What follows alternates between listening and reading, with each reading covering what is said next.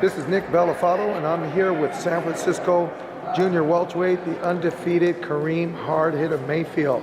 Karim will make his second appearance on HBO to take on Puerto Rican fighter Thomas Dulorme to vie for the vacant NABF title as a co-feature to headline attraction Sergey the Crusher Kovalev.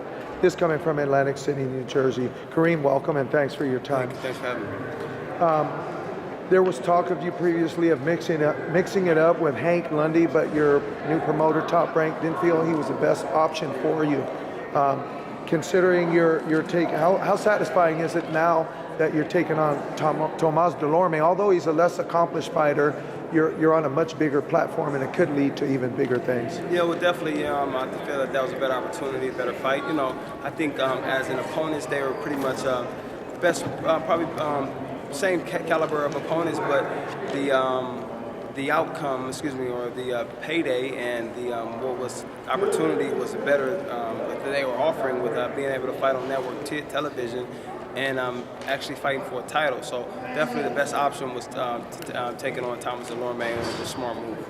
How has training camp gone, and who in the way of sparring partners has ventured into your camp, if you care to share?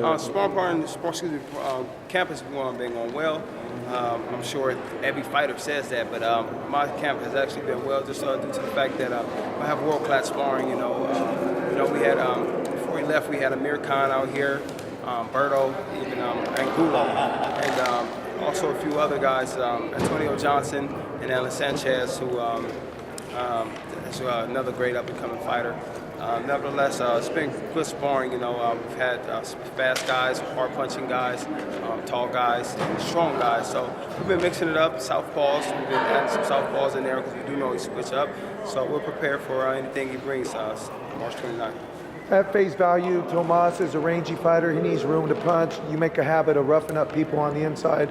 Is that what we're going to be looking for from your part? Being with Virgil Hunter, I've actually became a little more technical at times, but definitely that's a part of my style. My coach, Ray Batista, has been here, and he always has me to make sure I don't go away from any of those abilities that's got me to, thus far.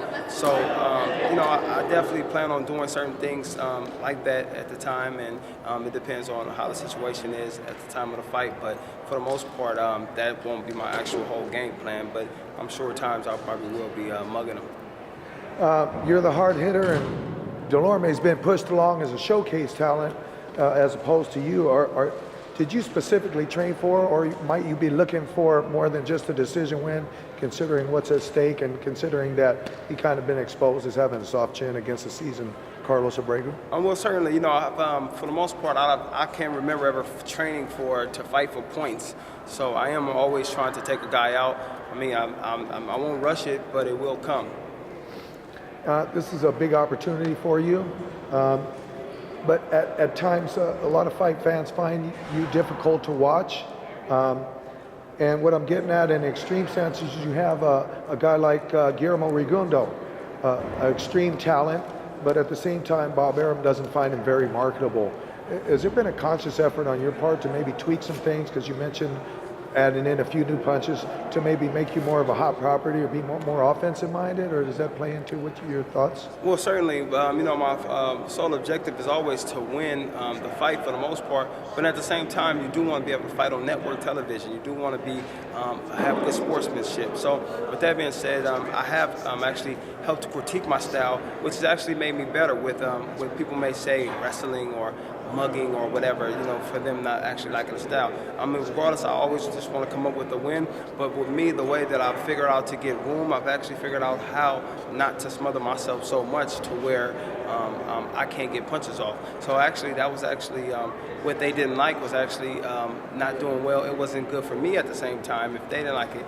But now, since I've figured out how to get more distance, it's actually more crowd pleasing and it actually works better in my behalf.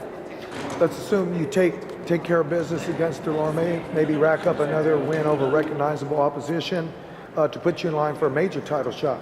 That being said, looking at the 140-pound landscape, all the fighters are golden boy with the exception of Ruslan Provodnikov. What's your thoughts on maybe facing the Russian down the road? I definitely that's a fight I would definitely like to take. I mean, we have similar opponents that we've actually fought. Mauricio Herrera beat him. I beat Mauricio Herrera. Even though style makes fights, but I mean mentally that means a lot to me. But for the most part, it's definitely a good fight that I could see that could possibly be in the near future. Again, going back to the landscape at 140, they're all Golden Boy fighters. What's your take on maybe moving up to 147 if things pan out your way? If things don't pan out your way at 140, where you have the Bradleys, the Pacquiaos, and the Juan Manuel Marquez as being top-ranked fighters? Yeah, well, I definitely take.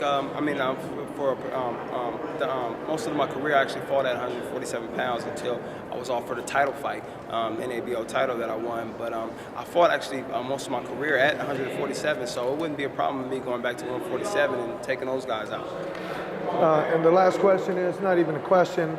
I want to let people know that Karim Hard Hitter Mayfield is a big supporter of boxing at all levels, including the amateurs. Yes. I see you down at the amateurs. You know, and your presence amongst the young fighters is inspirational. Can you talk about that? Yeah, well, it's good to always see someone that's in your position or in the position that you've been in, to see them being successful at that. So, I like to go be a light and be inspiration and motivation to them, to show them that, and actually, you can hear about them, but when you actually see them in person, it's a good look. It motivates you to do more. It motivates you to work harder. So I like to be a light and to be inspiration to them, and to show them that if I can do it, and where I started from, I didn't start from a young age. I started very older. I'm actually starting at 20 years old, and just showing that whatever you put your mind to do, it's a cliche, but hey, it's possible to do, and it's definitely you're able to make it happen once you put your mind to do it. Karim, thanks for your time, and Thanks good luck on March 29th. Yes. Thank you, sir. Right on, brother. Thank you.